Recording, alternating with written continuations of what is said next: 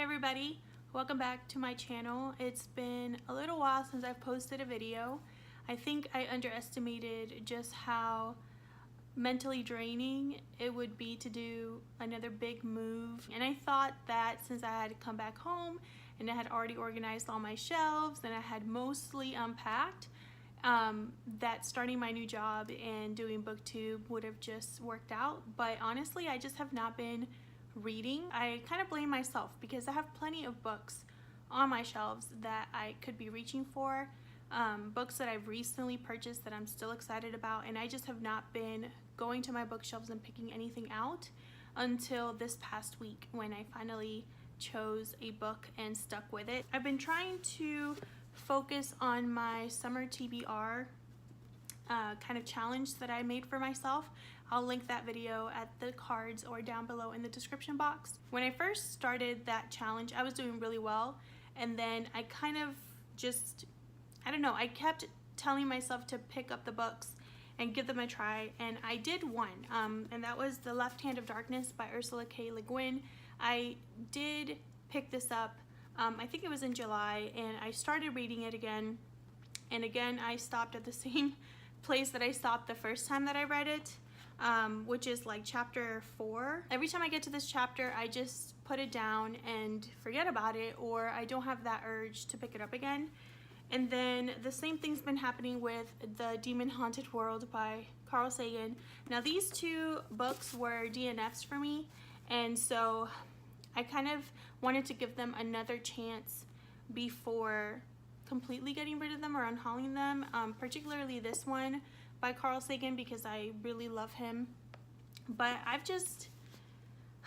think I am just going to be really honest with myself and say that these two books, for some reason or another, just do not captivate me, do not hold my interest, and I don't think it's fair to these books to force myself to try and finish them or try to get it. I just don't think, like I said, I don't think it's fair to just force myself to read them. So I will be unhauling those two. They're not bad books. Sometimes that does happen. Sometimes there's a really well-loved book that you just don't connect with, and that's just been my case with those two.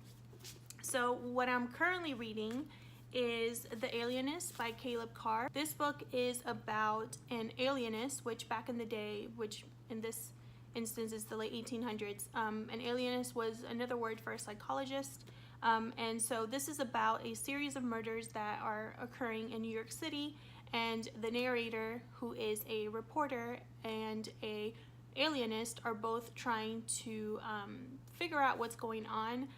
The reason this book kind of appealed to me is because it's one of the first times when a task force or police department or some sort of like FBI type of department came up with a criminal profile based off of like various murders that were happening.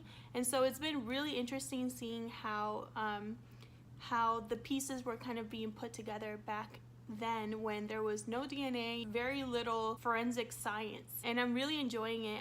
Every time that I sit down and read it, I kind of can't help but read several chapters because each chapter ends with kind of like a mini cliffhanger, kind of letting you know that something else is about to happen, and so you just can't help but want to keep reading. And ever since I started reading this one, I've been thinking about what else to pick up, and so I decided to go with The Lost City of Z by David Grann. This is a nonfiction book about a man, a British explorer named Percy Fawcett, who in 1925 went into the Amazon jungle in search of a fabled civilization which was located like deep inside the Amazon, and he never returned.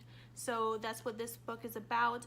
There's a movie adaptation that I haven't checked out yet, but I really do love David Grann. I read Killers of the Flower Moon by him, and I really enjoyed it.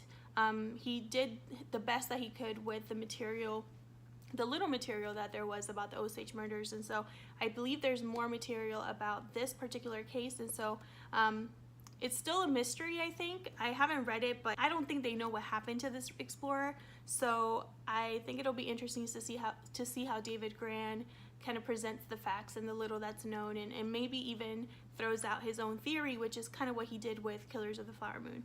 So yes, I'm having a hard time describing things, and I think it's because I haven't filmed in a while.